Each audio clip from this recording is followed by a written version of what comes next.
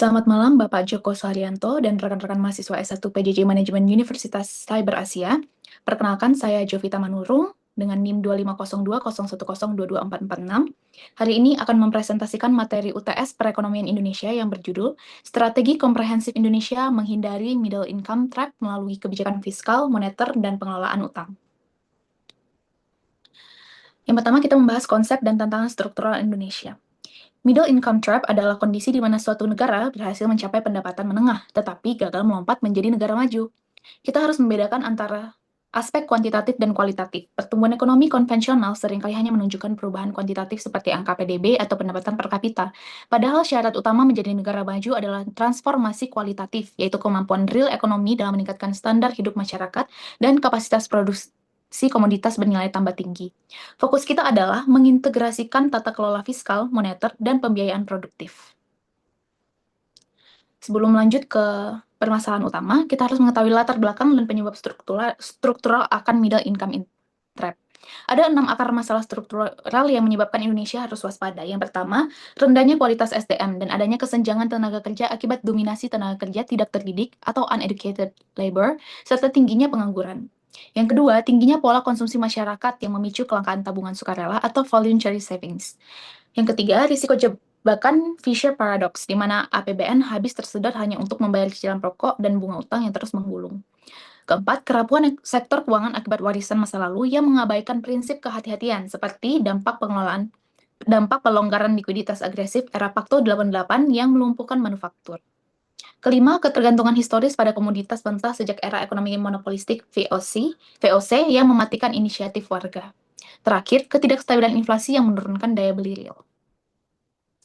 Lalu mengapa Indonesia harus waspada? Berdasarkan peta masalah tersebut, kita dihadapkan pada dua pilihan arah. Yang pertama, risiko yang harus dihindari adalah pertumbuhan semu yang hanya ditopang konsumsi tinggi, ketergantungan ekspor mentah, inflasi tidak stabil, kurs bergejolak, serta utang membesar tanpa kapasitas produksi baru. Lalu arah yang harus kita bangun adalah ekonomi berbasis produktivitas dan inovasi, belanja negara yang mendorong nilai tambah, stabilitas moneter, serta utang yang produktif dan terukur. Untuk mencapai arah tersebut, kita menerapkan 3 pilar kebijakan integratif. Yang pertama, kebijakan fiskal untuk mentransformasi pos belanja dan memajukan daya saing manusia. Yang kedua, kebijakan moneter untuk menjaga stabilitas harga dan menyalurkan kredit sehat ke sektor produktif. Dan yang ketiga, kebijakan utang luar negeri untuk mengalihkan pembiayaan asing spekulatif menuju instrumen utang domestik yang akuntabel. Kita masuk ke pilar yang pertama, yaitu kebijakan fiskal.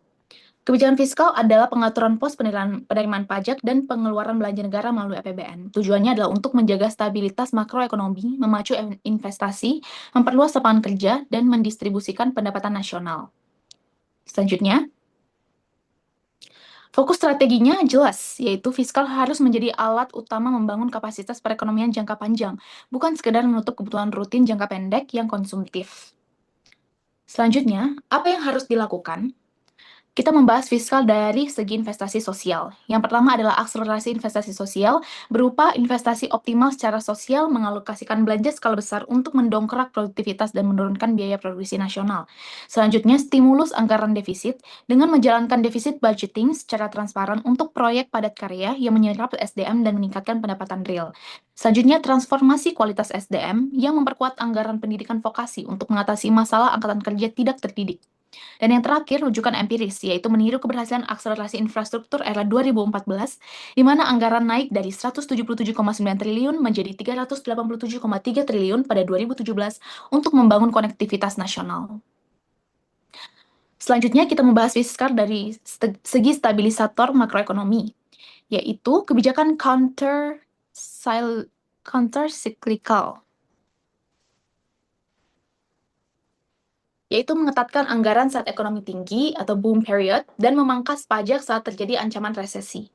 Kemudian proteksi perdagangan, yaitu menerapkan pajak ekspor dan biaya impor tinggi pada barang mewah untuk menekan konsumsi non-produktif. Selanjutnya, desentralisasi fiskal yang efisien untuk menyerahkan kewenangan pembelanjaan kepada kabupaten atau kota yang memiliki otonomi luas demi memotong birokrasi buruk. Pengelolaan daerah tetap dilarang mencakup moneter, hankam, peradilan, fiskal nasional, politik luar negeri, dan agama. Selanjutnya, eksekusi fiskal untuk menembus batas pendapatan menengah. Wujud nyatanya bertumpu pada 3 hal, yaitu belanja produktif, memprioritaskan APBN untuk pendidikan, vokasi, kesehatan, riset, dan infrastruktur penurun biaya logistik, reformasi pajak, perluasan basis pajak, dan digitalisasi administrasi untuk memperkuat ruang fiskal secara mandiri, serta meminimalkan ketergantungan utang, dan yang terakhir, mendorong industri bernilai tambah, yaitu memberikan insentif fiskal pada hilirisasi, manufaktur, dan teknologi untuk memutus ekspor bahan mentah serta menciptakan lapangan kerja berupa tinggi. Pilar yang berikutnya adalah kebijakan moneter. Otoritas ini dijalankan oleh Bank Indonesia untuk mengatur penawaran uang beredar dan tingkat suku bunga demi menjaga iklim investasi. Instrumen utamanya meliputi operasi pasar terbuka, tingkat diskonto, cadangan wajib minimum, dan pengaturan kredit dengan tujuan menekan inflasi, menjaga kurs rupiah, dan menciptakan kepastian usaha. Selanjutnya, apa yang harus dilakukan? Kita membahas moneter dari segi kredibilitas mata uang. Untuk menjaga kredibilitas mata uang, Bank Indonesia harus melakukan beberapa hal, yaitu pertama, mengendalikan inflasi, yaitu dengan mempertahankan inflasi pada skala rendah, yaitu rentang 2% hingga 4%, guna menjaga daya beli dan mendorong gairah menabung. Kedua, operasi pasar terbuka, yaitu melakukan kontraksi peredaran uang saat ekonomi memanas dengan menerbitkan instrumen seperti SBI. Yang ketiga, cadangan kas, yaitu menaikkan persentase giro wajib minimum di BI untuk menyedot likuiditas berlebih. Kemudian yang terakhir, intervensi kurs terukur, yaitu menjaga stabilitas nilai tukar dalam sistem free floating menggunakan cadangan devisa guna menahan biaya impor bahan baku dan mesin. Selanjutnya, kita membahas dari segi sinergi pengawasan moneter dan sektor keuangan.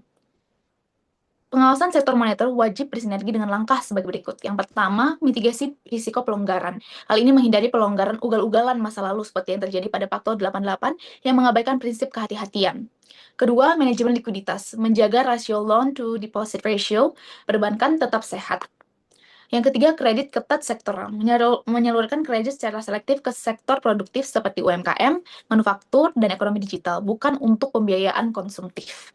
Dan yang terakhir adalah sinergi Bank Indonesia dan OJK. Kita harus mengoptimalkan peran OJK sesuai Undang-Undang Nomor 21 Tahun 2011 melalui wewenang luas dalam pemeriksaan dan penyidikan hukum untuk menindak tegas penyelewengan keuangan.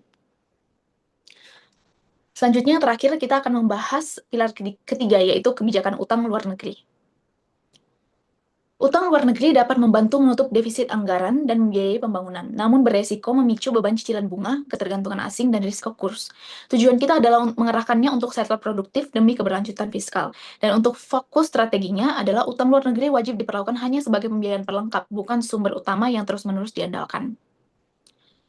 Selanjutnya kita membahas cara pengelolaan utang luar negeri yang akuntabel. Yang pertama adalah transparansi struktur ULM, yaitu meningkatkan koordinasi Bank Indonesia dengan pemerintah untuk memantau porsi utang publik dan swasta berdasarkan kemampuan bayar. Yang kedua, memutus future paradox, yaitu menghindari jebakan di mana pembayaran cicilan utang justru meningkatkan akumulasi utang baru akibat beban bunga yang menggulung.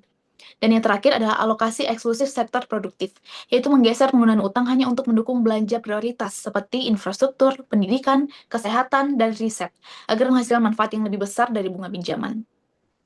Selanjutnya kita membahas cara pengelolaan utang berdasarkan diversifikasi pembiayaan via obligasi domestik. Sebagai solusi pendanaan mandiri, kita harus mengoptimalkan pasar keuangan domestik, yaitu dengan cara pertama penerbitan obligasi negara, menjaring dana publik melalui surat utang negara dan sukuk negara. Yang kedua, pemberdayaan daerah, yaitu mendorong penerbitan obligasi dan sukuk daerah untuk infrastruktur regional tanpa membebani APBD. Yang terakhir, konsekuensi hukum yang tegas. Berbeda dengan saham, obligasi mengikat secara hukum. Jika terjadi wan prestasi, investor berhak menggugat perdata atau mempilotkan emiten via pengadilan niaga. Sifat hukum yang ketat ini memaksa pemerintah mengelola dana secara transparan dan bebas korupsi. Sebagai kesimpulan, melepaskan diri dari middle income trap memerlukan ketahanan makroekonomi yang terintegrasi. Kebijakan fiskal bertindak sebagai motor penggerak SDM dan infrastruktur, kebijakan moneter sebagai benteng stabilitas harga dan kurs, serta kebijakan utang luar negeri bertransformasi menuju kemandirian berbasis obligasi domestik. Kombinasi ketiga inilah yang mewujudkan esensi ekonomi Pancasila untuk menciptakan masyarakat yang adil dan makmur dan Indonesia yang semakin maju. Baik, sekian presentasi dari saya. Terima kasih atas perhatiannya kepada dosen pengampu Bapak Dr. Joko Suharyanto dan teman-teman sekalian. Saya ucapkan terima kasih. Selamat